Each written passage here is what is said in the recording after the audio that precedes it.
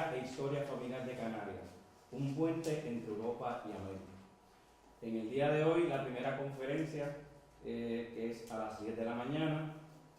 La autora, la investigadora Mireis Peraza González, con el tema Francisco Peraza de Ayala, Génesis de una familia cubana de 250 años. Con ustedes, Mireis. Gracias, buenos días. Hoy voy a hablarles de una rama de los Perazas de Cuba, y que fue también el hombre que dio lugar, y del hombre que dio lugar a esta rama. Solo una parte porque la familia es muy numerosa y ya van a ver a medida que vaya avanzando. Así que tenía que un poco que escoger y limitar la presentación. Sí quiero decir, discúlpenme en un momento, una de las cosas que me preocupa es que tiendo a pensar más en inglés que en español. En algún momento puede ser que me trabe, así que espero que no, pero si sucede. Yo nací en Sabana Grande, la provincia de Villa Clara, en el núcleo de una familia bastante pequeña, mis padres, mi hermano y yo, pero me crié rodeada de 21 primos hermanos, de 14 tíos, abuelos y bisabuelos. Y a la mayoría de las personas que escuchen eso les parece que esa es una familia numerosa, y por supuesto eso es hasta que escuchen hablar de la familia de mis padres. Mi padre tiene 64 primos hermanos y 18 tíos, y mi madre tiene 31 primos hermanos y 9 tíos. Así que si se imaginan, crecer en mi casa significaba que a más de 100 personas se le llamaban primos hermanos, entre los de nosotros, mi hermano y mis padres. Y si a eso le suman los hijos de los primos hermanos, los nietos de los primos hermanos, y a esta altura hasta los bisnietos de los primos hermanos, pues entonces se dan cuenta que era una familia bastante numerosa.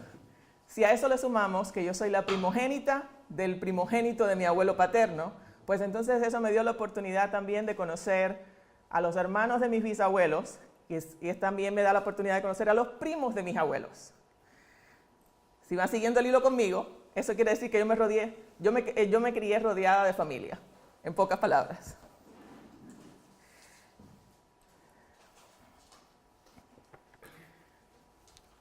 Este mapa que les estoy presentando aquí es de 1958 en Sabana Grande. Ya este mapa de hecho no es vigente porque se han hecho algunas modificaciones al terreno, pero con una familia tan numerosa no era raro salir a la calle y encontrarse con un primo de mi padre, con un primo segundo mío, y entonces de pequeña recuerdo que siempre estaban en las presentaciones, este es este primo y este es el otro primo. Con tantos primos, yo me la pasaba tratando de preguntar y de organizar para entender en qué orden era que cabía esa persona en la familia.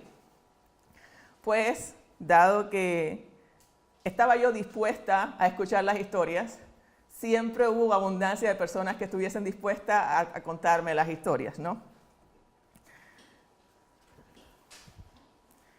Así fue que yo recuerdo muchas horas de mi infancia escuchando las historias de mis padres, pero también las de mis abuelos y las de mis tíos abuelos.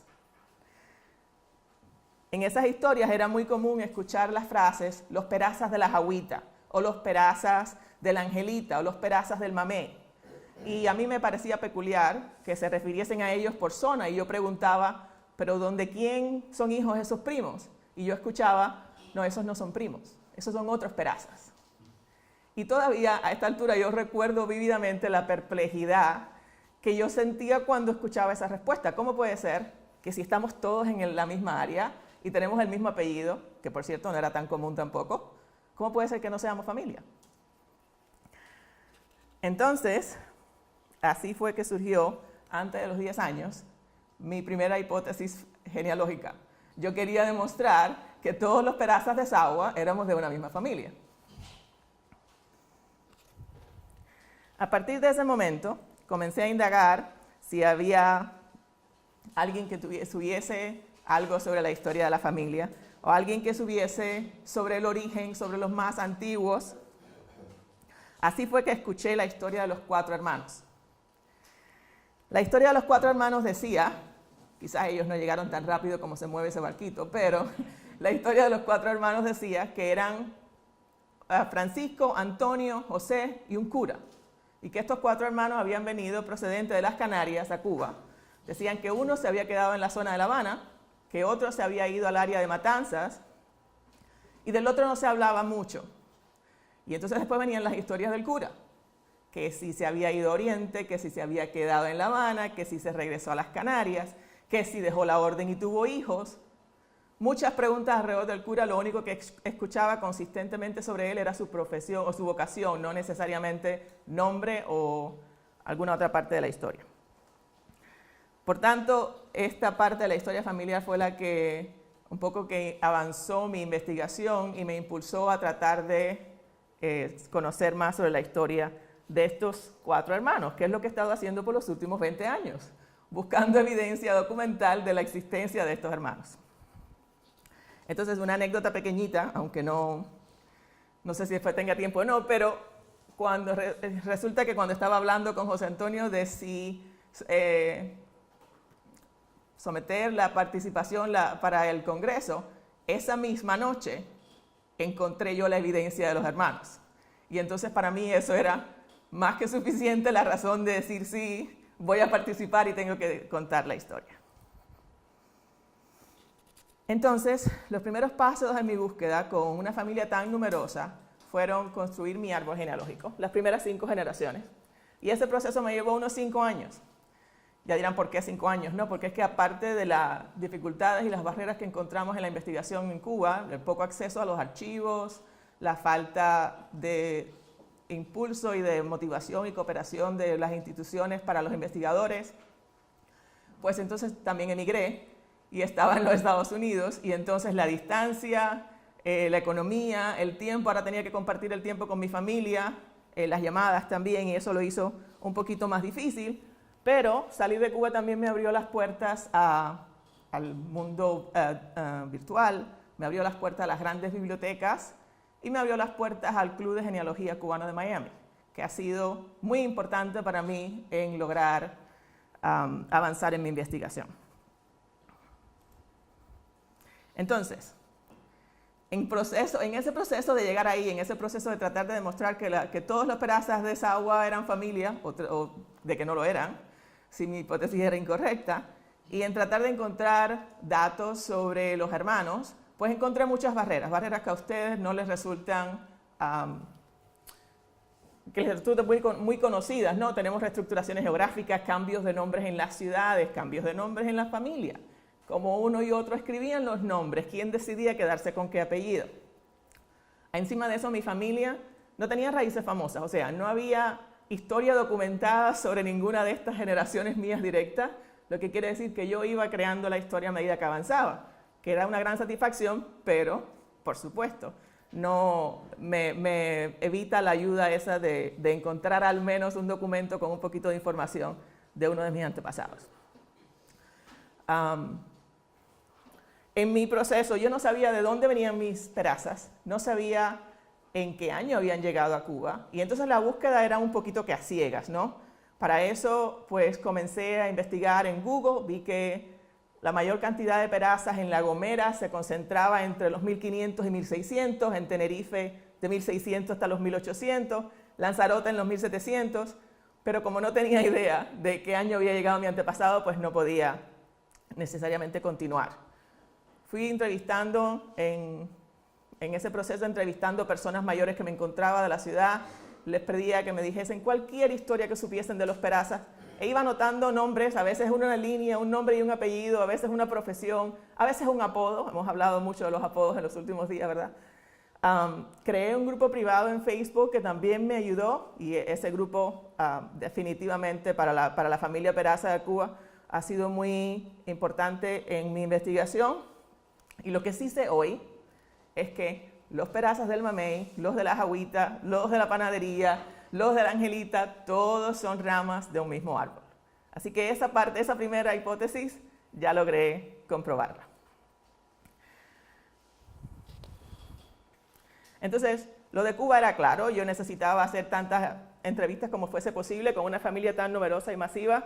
Era práctica y económicamente imposible solicitar todos los documentos. Entonces necesitaba los documentos para conectar la historia oral. Pero con lo de las islas me era un poquito más difícil. Hasta que un golpe de suerte y el auxilio de mi mejor ayudante, que es mi madre, encontré el certificado de matrimonio de mis 6 abuelos, de Francisco y Rita el 15 de mayo de 1779, donde decía que Francisco era natural de Tacoronte. Y entonces eso me conectó a las islas. Francisco Peraza de Ayala nació el 28 de febrero de 1752 en Tacoronte. Era hijo de Francisco Peraza de Ayala y Ángela López Pérez, quienes se casaron en 1749, y tanto el bautizo de Francisco como el matrimonio de sus padres se encuentran en la parroquia de Santa Catalina Mártir, que ayer tuve el placer de visitar, y fue un momento muy, muy emocionante.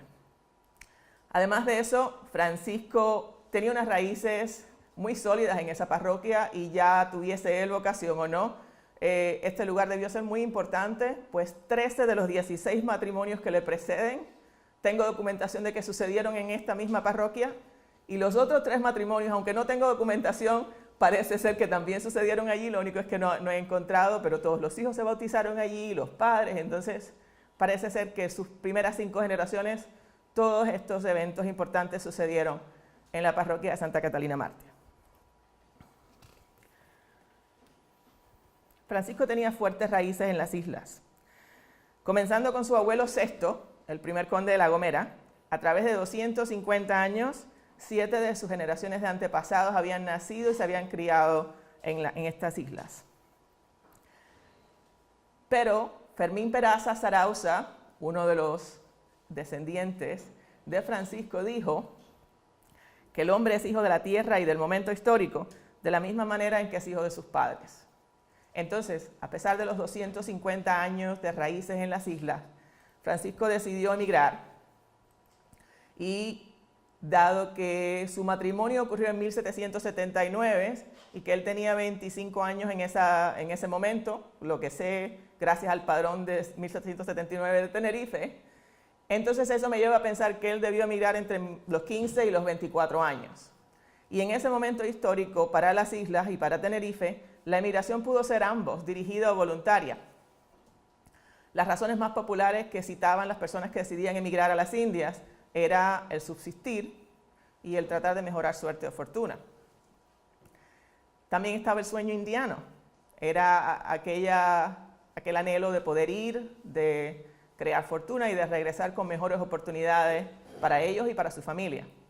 Yo no sé si eso fue lo que motivó a Francisco, aún no lo sé, pienso que lo voy a lograr, en algún momento sabré la razón por la que se fue, pero dado ese momento también tengo que considerar que habían otros factores que pudieron precipitar su migración. En ese momento en el área, la decadencia de la industria vitícola, la epidemia de la peste en 1769, el hambre y la sequía de los años 70 y 71, servicio militar, y estábamos hablando de esto justo antes de mi presentación, ¿verdad? Puede ser que el servicio lo llevase a las islas, o puede ser que era el anhelo de tratar de evitar el servicio que lo llevó a las islas. Y un último factor que no deberíamos ignorar sería la posibilidad de la cadena migratoria familiar, pues en 1779 en el padrón su madre menciona a ambos, a Francisco y a Nicolás, su hermano, como estando ausente en Indias. Nicolás es varios años mayor que Francisco, entonces yo no sé si ellos emigraron juntos o si fue que Nicolás partió antes y después Francisco fue a encontrarse con Nicolás, que la migración de Francisco se facilitaría por la partida de su hermano.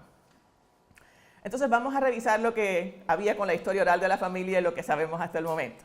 Si recuerdan, decía que eran 4 hermanos, Francisco, Antonio, José y el cura, un hermano que se quedó en La Habana, otro que se fue a Matanzas o Las Villas, un hermano se fue a Oriente, y el cura tuvo descendientes. Pues el testamento de Francisco y Ángela menciona a 3 hijos y 3 hijas. Entonces, no eran 4 hermanos, eran 3 hermanos. No sé que hayan dejado uno fuera. Sería un poquito triste, pero bueno, posible también. Los nombres eran Francisco, Antonio, José y el cura. Pues los nombres de los hermanos eran Nicolás, Francisco y Salvador era clérigo, de acuerdo al padrón de 1779 y lo que su madre reportó. Algo que yo le comentaba a José Antonio ayer era que recién el miércoles recogí la partida de bautismo de Francisco. y no puedo ignorar que el nombre de Francisco, el nombre completo es Antonio Francisco Julián. Entonces también cabe la posibilidad de que fuesen todos los 3 nombres de Francisco que se usaron en la historia oral de generación en generación y que esta historia oral sea compuesta de sucesos de 2 generaciones. Entonces, decía que un hermano se quedó en La Habana, Francisco se casó en La Habana, puede ser. Un hermano se fue a Matanzas o Las Villas, aún no he encontrado a Nicolás en Cuba y no he logrado conectar ninguna de las ramas que tengo pendiente con él. Como no encontré a Nicolás, tampoco sé si se fue a Oriente, esa posibilidad existe.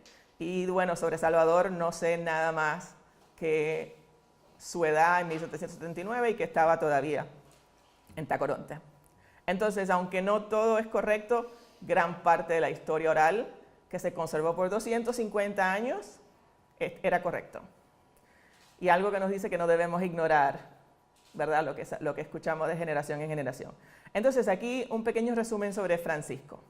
Ya les había hablado de sus padres, sus hermanos, como les decía, de acuerdo al testamento de sus padres eran Nicolás, Josefa, Isabel, Catalina, Salvador y Francisco. Francisco casó con Rita María Corina Espinosa Maestre en Guanabacoa y tuvieron, que yo tenga documentación, 5 hijos. Hay 2 sobre los cuales no tengo aún la verificación, pero todos los documentos, la zona lleva a indicar que es posible, pero todavía por eso los tengo con la línea discontinua. También pienso que faltan hijos. ¿Por qué? Porque el primero que yo tengo nació en 1788, que de hecho es mi antepasado directo, y ellos se casaron en 1779. Y con 9 años de diferencia, es muy probable que hayan tenido algún otro hijo y yo no he encontrado la documentación o los hijos muriesen temprano. Entonces aquí traté de ir ubicando las iglesias y los lugares, como hemos escuchado y nos recordaban en el archivo, la historia que nosotros perseguimos en gran parte es documentada por la iglesia y de cierta manera nosotros documentando el trayecto de nuestros familiares pues se basa en las iglesias en que se bautizaban, se casaban y donde encontramos esos documentos.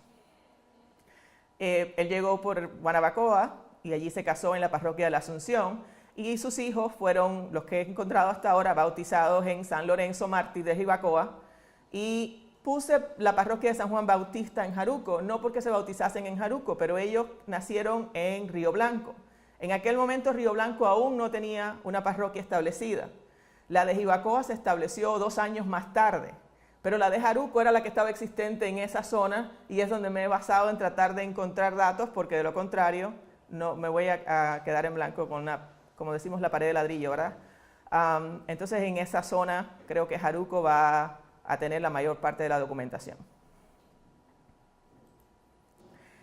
Uno de los hijos de Francisco, Vicente, que es mi línea directa, Vicente se casó con Rafaela Pérez Guzmán y Vicente nació aproximadamente en 1788. El único documento que he podido encontrar de Vicente es su defunción y al momento de su muerte se dice que pensaban que tenía 50 años, pero no hay documentación exacta, así que eso me lleva a pensar que quizás nació en 1788 y sí dicen que es de Río Blanco.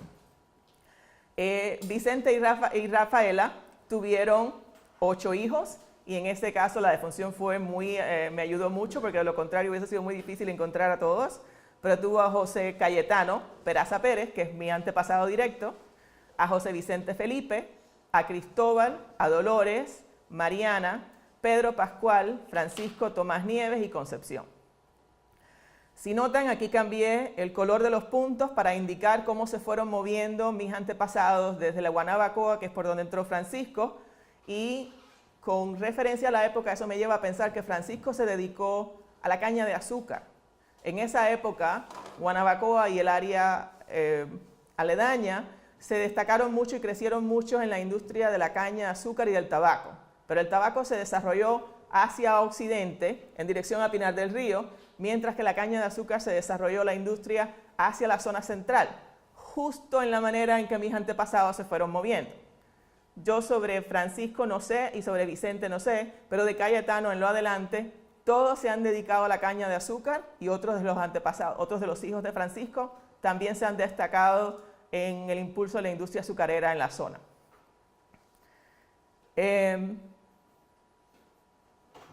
Creo que aquí lo cubrí. Decía que Vicente, entre sus 8 hijos estaba José Cayetano, y José Cayetano casó con María del Carmen Buenaventura Ramos Peraza, otra descendiente de Francisco por otro de sus hijos. Entonces, yo tengo descendencia de Francisco por 3 líneas, 3 de sus hijos vienen a parar a mí. José Cayetano y María del Carmen tuvieron 6 hijos, Antonio Pedro, que es mi antepasado directo, a Pío Peraza, a Pablo, a María Caridad Juana, a Domingo Gervasio y a José Cipriano. Una cosa muy importante aquí, otra vez entra la historia oral. De acuerdo a la familia, José Cayetano murió a machetazos. Había una parte de la familia que decía, él peleó era Mambís en la guerra del 68, pero no lo encontré en ninguna base de datos. Y luego hablando con otro primo me dijo, no, es que él no fue Mambís. En su área, unos bandidos de la zona, llamados Caoba y Sabicú, habían violado y habían matado a una muchacha que era hija de un vecino. Y Cayetano se puso a hablar y a decir que si eso le sucediese a él los haría pagar por lo que hicieron. Pues se asume que estos mismos bandidos escucharon lo que Cayetano estaba diciendo y Cayetano fue, no solamente lo mataron, pero lo picaron en pedazos y su cuerpo fue entregado en una cesta en el patio, en las lomas del patio de donde vivían en el área de Limonar, en Matanzas. Esto es importante porque uno de los hijos de Cayetano, Antonio Pedro, que es mi antepasado directo, nació en Cárdenas, pero yo no podía encontrar, si todos los demás hijos nacieron allí, ¿por qué no podía yo encontrar el bautizo? El bautizo lo encuentro en Quemado de Huines, ya en la zona de Villa Clara, casi un año después de su nacimiento, por lo que puede ser, y estimamos, que la muerte de Cayetano fue justo después del nacimiento de Antonio, muy reciente, y que entonces esto llevó a que la familia se relocalizara a donde había otra familia ya Peraza, en Sagua, en la zona de Sagua y Quemado de Huines, y otra vez a donde el movimiento de la industria azucarera se iba proyectando, y entonces allí es que encontramos en Quemado el bautizo y en Sagua la Grande el matrimonio. A partir de ese entonces, a partir de 1855, mi familia se estableció en esa zona hasta el día que yo decidí partir, otros 250 años desde Francisco hasta mi salida de Cuba. Allí todavía hay muchos Perazas. Me he encontrado con personas que dicen, oh, yo tengo un Peraza. Digo, ¿tú tienes uno? ¿Cuántos cientos quieres conocer? Es una familia muy, muy numerosa. En mi base de datos tengo más de 2.000 personas con apellido Peraza. Y es muy probable que otros miles, por lo menos 1.000 más, estén relacionados porque tengo una agenda con muchos nombres que no logro conectar aún. Y eso también habla sobre el propósito del viaje de Francisco y lo que su legado en este mundo, en Cuba, y bueno, con relación a su familia. Antonio, hijo de Cayetano y de Carmen, no conoció a su padre, no se crió con su padre. Si recuerdan la historia que les hice de Cayetano, Antonio se casó con Serafina de la Caridad Rubio Medina en Sagua la Grande y según la historia oral de la familia, justo alrededor de la guerra del 95, ambos, Antonio y Serafina, mueren a consecuencia de la guerra. No tengo claro si es como enfermedad o si es en algún hecho o acto que tuvo lugar en la cercanía. Pero entonces sus hijos se quedan huérfanos. Mi bisabuelo, Néstor Alejandro, se quedó huérfano de 6 años. Y entonces se separaron los hermanos y cada uno fue a buscar con quién alojarse, a trabajar. Y esa es la historia de Néstor Alejandro Peraza Rubio, que de ser un huérfano de 6 años llegó a crear su propio trapiche. Ahí tengo una foto un poquito opaca debajo de la foto, debajo de la información, pero él creó su propio trapiche y se dedicó con ese trapiche y sacó afuera a su familia, algo que para mí tiene mucho valor, porque él tuvo 14 hijos. Y de esos 14 hijos, a cada uno cuando se fue a casar les dio una finquita y un bohío, Y entonces yo recuerdo una de las primas de mi padre, si recuerdan, uno de los 64 primos hermanos de mi padre, que me dijo, pero no era justo porque él les decía, tienen que devolverme el dinero, era un préstamo. Y bueno, mirando la historia, mirando el momento, mirando de dónde él venía, yo creo que él les estaba haciendo un favor a los hijos de enseñarles, de proveerles eso, ¿verdad? Él vino de muy poco y de pasar mucho trabajo. Y todos sus hijos salieron adelante, tuvieron su familia y él les proporcionó una oportunidad y dónde comenzar.